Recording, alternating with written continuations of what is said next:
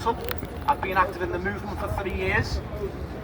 And look around Folkestone and Litherland, a Tory who stood down in 2019 in order to, a Reform candidate who stood down in 2019 in order to let the Tories in. A Tory, a Labour candidate who I don't think has any, or has very little history in the movement, you can correct me if I'm wrong, whose leaflet does not contain anything that addresses the key points that are facing the people of Litherland. I'm also standing against the Green candidate whose party, when they controlled Brighton City Council, enacted millions of pounds in austerity cuts despite the fact they controlled it. They had all the will in the world and collaborated with Labour and the Tories. You know, we saw a massive gain in the amount of Green MPs and Green votes in the election, but to what end? It's a dead end if they're going to continue with the austerity politics.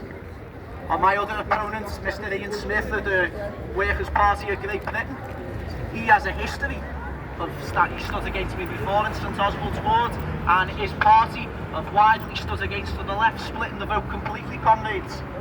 You know, this sectarian act that Galloway's undertaken is not going to bring any future for the working class.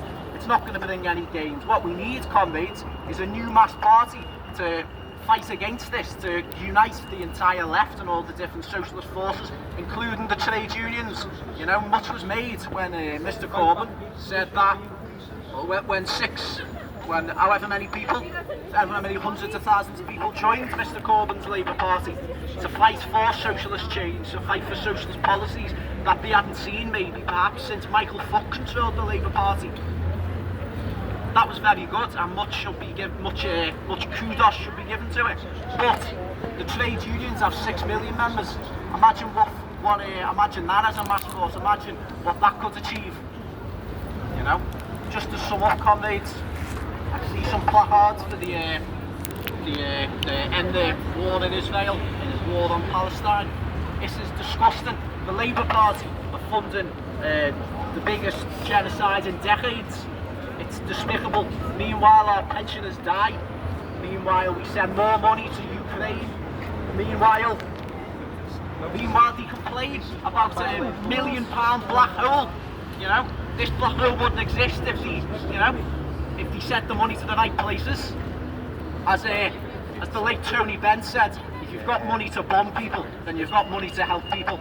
That's why, as the Tusk candidate, I will pledge to put forward a no-cut budget, open up the reserves, open up the emergency payments to make sure that no pensioners, no families, no students go hungry this winter. That's why I'm starting this campaign, launching it today. Hopefully we can get everyone here down to the Litherland wards to show the Labour Council, to show the Labour government that we mean business. We mean business, comrades. And we want to say to Starmer, shame on you. Shame on you, Mrs Reeves. Keir Starmer, shame on you. Keir Starmer. Shame on you.